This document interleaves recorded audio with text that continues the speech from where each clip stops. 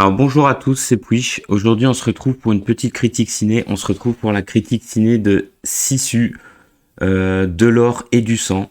Donc c'est un film finlandais, une fois n'est pas coutume. Un film finlandais qui sortira chez nous dans un mois seulement. Il sortira le 21 juin si je me trompe pas. C'est un film d'action, guerre, on va dire c'est un film de guerre. Il dure 1 heure et demie. Et j'ai pu le voir et c'était vraiment pas mal. Franchement, c'était assez stylé. J'ai bien apprécié, donc je vais vous développer un petit peu pourquoi. On va peut-être parler tout de suite du synopsis du film. Donc ça parle de quoi? En fait, dès le début du film, on a un petit résumé comme ça de la situation. Donc on est en 1944. Les Allemands sont en pleine débâcle, il y a l'armée rouge qui avance, qui les accule de toutes parts. Ils sont en train de battre en retrait. Le film se déroule évidemment en Finlande. Il se déroule plus précisément dans la Laponie, d'ailleurs avec de superbes décors naturels, vraiment de toute beauté. C'est vraiment une région du monde assez étonnante, hein. C'est vraiment magnifique. Et donc, ils pratiquent la politique de la terre brûlée, ils détruisent tout sur leur passage. Bon, voilà, ça c'est le postulat de départ. Et on va suivre un personnage en particulier. Alors, il a pas vraiment... au départ, on sait absolument pas qui c'est. Il a pas vraiment de nom. Toujours est-il qu'en fait, il s'appelle... alors, je sais pas si je prononce bien. Aatami Korpi. C'est un vieux comme ça. Il est dans la pampa. Il cherche de l'or. Voilà. Il est à l'ombre des conflits, lui il est en plein milieu de la Laponie, perdu au milieu de nulle part, il cherche de l'or. Il se trouve qu'il va tomber sur un putain de gisement, donc il va ramasser à la Minecraft, hein, tranquille, il était en train de creuser peinard, il se retrouve avec plein d'or dans sa besace, et là, alors qu'il veut retourner, on l'imagine, vendre son or, il tombe sur un groupe de combat allemand, et sur un commandant. Et en fait, ces mecs-là vont se rendre compte qu'il a de l'or et ils vont le pourchasser pour son or. Et donc, ça va donner lieu à un film d'action comme ça, limite, comment expliquer, un film d'action, guerre, limite un espèce de slasher où ce serait en fait les méchants, les victimes. Parce que justement, notre héros, alors c'est pas un spoiler, un petit spoiler, on va dire, il va s'avérer qu'en fait notre héros est une putain de légende de l'armée finlandaise. C'est un gars, sa famille a été décimée par les troupes de l'armée rouge. C'est devenu un guerrier fou furieux, il est ultra connu. Et en fait, c'est un mec, il est surnommé, les Russes l'avaient surnommé l'immortel. Et les troupes allemandes vont apprendre que ce nom apparemment n'est pas usurpé, hein. Et tout le film va tourner autour de ça. C'est-à-dire en gros, lui il va vouloir garder son or. Le commandant allemand, les troupes, donc il a tout un bataillon avec lui. Il a un char, il a un camion avec un bataillon de combat. Il a aussi un camion avec des prisonnières à l'intérieur. C'est assez ignoble, hein, qu'ils utilisent comme espèce d'esclaves sexuels pour les soldats. C'est horrible. Et il a encore une petite moto qu'il essuie avec une MG42, là, un petit sidecar de ouf, là. Donc en fait, ils sont bien armés, bien nombreux, et ben ils vont avoir maille à partir avec notre héros, et ça va donner lieu, en fait, à une succession comme ça de séquences de combats, de massacres, de survie, en plein territoire de la Laponie, comme ça, au milieu de nulle part. En fait, quelque part, ce film, il est vraiment pas mal, hein, parce qu'on a l'impression que ce combat n'a aucun sens. Les nazis, de toute façon, ils sont dans une fuite en avant.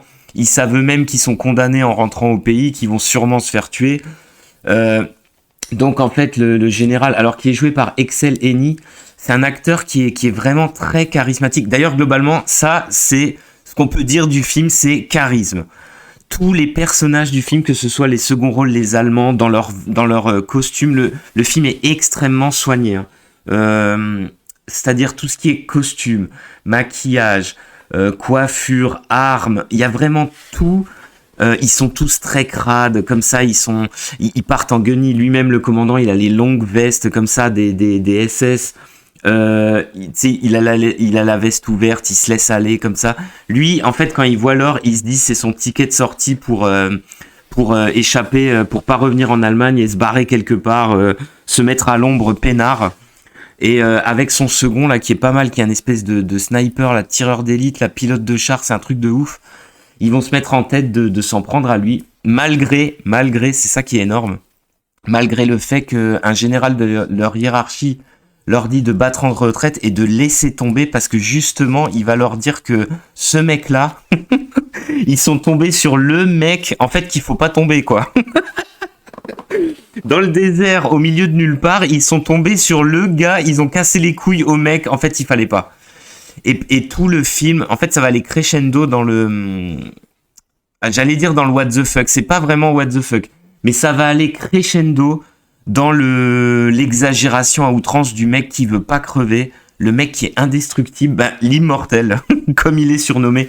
Parce que notre cher Corpi, alors il est joué par Jorma Tomila, pareil, un acteur finlandais qui a 64 ans. C'est vrai que dans le film, il fait vieux aussi, hein, mais en fait, il est tout à fait crédible, même si, en fait, le film est tout à fait crédible et en même temps, tout est ultra abusé.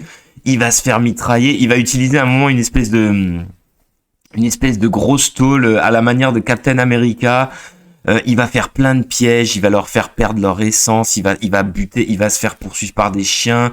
Il va y avoir toute une scène dans un champ de mine où les mecs vont exploser. Alors, ai-je besoin de préciser que le film est globalement assez violent, hein.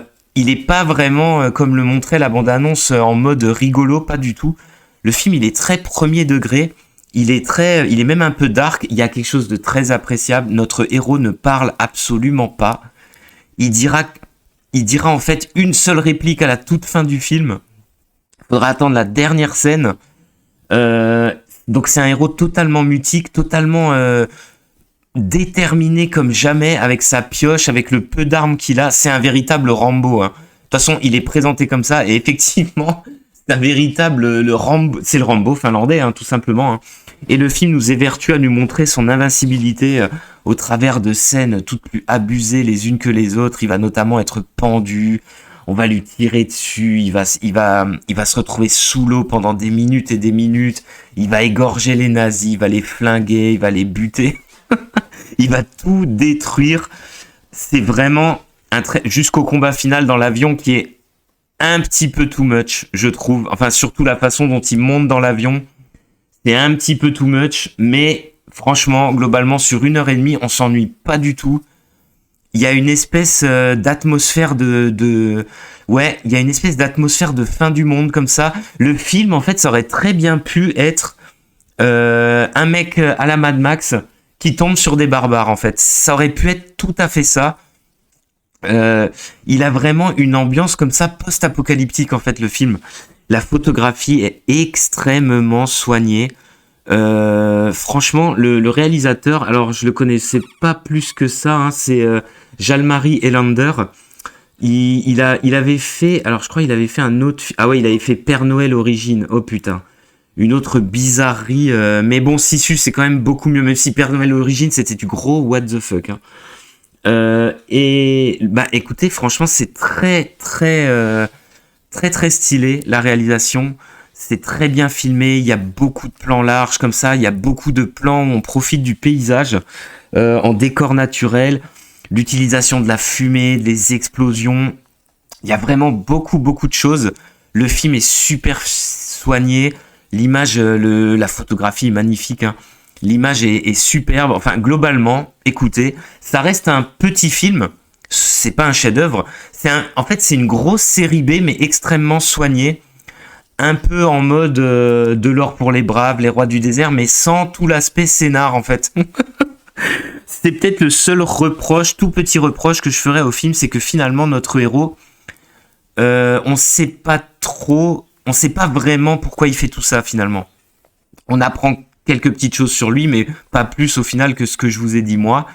Donc c'est peut-être le seul reproche que je ferais au film, parce que finalement on ne sait pas quel est son but finalement. Ça on ne sait pas, c'est un tout petit peu dommage, mais sinon et puis les méchants sont excellents. Les films, c'est souvent comme ça, hein. Les méchants, l'acteur là qui fait le commandant nazi, mais même les autres, hein, même les seconds rôles, hein, ils sont odieux, ils sont excellents. L'acteur, je l'avais aussi beaucoup apprécié dans The Trip. Il était aussi très très bon dans un rôle un peu différent, hein, dans le rôle du mari, du mari, couille molle, hein, mais il le faisait super bien avec Naomi Rapace là. C'était un super bon film The Trip. Et ben là, pareil. Je vous le conseille. Alors, amateur de série B d'action bien vénère, parce que c'est bien saignant, et ben je vous le conseille. Donc, Sisu, de l'or et du sang, un bon petit film finlandais, et je vous dis à plus pour de prochaines critiques.